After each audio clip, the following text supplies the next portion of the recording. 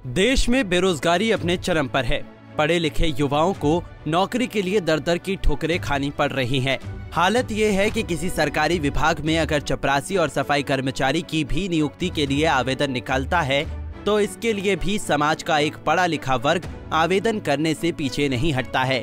मोदी सरकार को विपक्ष ने बेरोजगारी के मुद्दे पर हमेशा घेरने का काम किया है और इधर राहुल गांधी भी भारत जोड़ो यात्रा के दौरान अलग अलग राज्यों के युवाओं से मिलकर उनके दुख दर्द को बांटने का काम कर रहे हैं। राहुल गांधी कहते हैं कि मैंने अपनी इस यात्रा के दौरान कई युवाओं से बात की, लेकिन किसी ने ये नहीं कहा कि वो पकोड़े बेच रहा है, जबकि हमारे प्रधानमंत्री जी तो देश के युवाओं से कहते हैं आत्मनिर्भर भारत बनाने के लिए स्वरोजगार की इच्छा पैदा करो, अगर इसके लिए पकोड़े भी बेचना पड़े तो वो भी करो।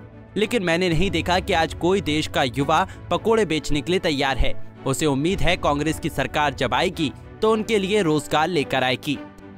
हाल ही में गोवा के सीएम प्रमोद सावंत ने एक रोजगार मेले को संबोधित करते हुए ये कहा कि गोवा में अब युवाओं को सीधे सरकारी नौकरी नहीं दी जाएगी, चाहे वो कितना भी पढ़ा लिखा क्यों ना हो। जाहिर है आप भी सीएम की ये बातें सुनकर चौंक गए होंगे, लेकिन आपको हम आगे बताते हैं कि गोवा के सीएम प्रमोद सावंत ने ऐसा क्यों कहा। और अगर आप भी गोवा में सरकारी नौकरी का सपना देख रहे हैं तो कैसे मिलेगी यहाँ सरकारी नौकरी, ये भी हम आपको आगे बताएंगे।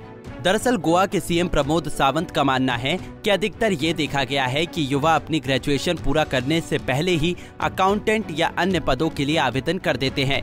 इसके अलावा पीएसआई नौकरी के लिए भी ये प्रावधान था, लेकिन इसको अब बंद कर दिया जाएगा। गोवा में किसी को भी सरकारी नौकरी करने से पहले निजी सेक्टर में 1 साल का कार्य अनुभव होना चाहिए। गोवा के सीएम प्रमोद सावंत ने ये भी कहा कि सरकारी नौकरी में आवेदन के लिए पुराना अनुभव अनिवार्य होगा, अगर अनुभव नहीं तो सरकारी नौकरी भी नहीं।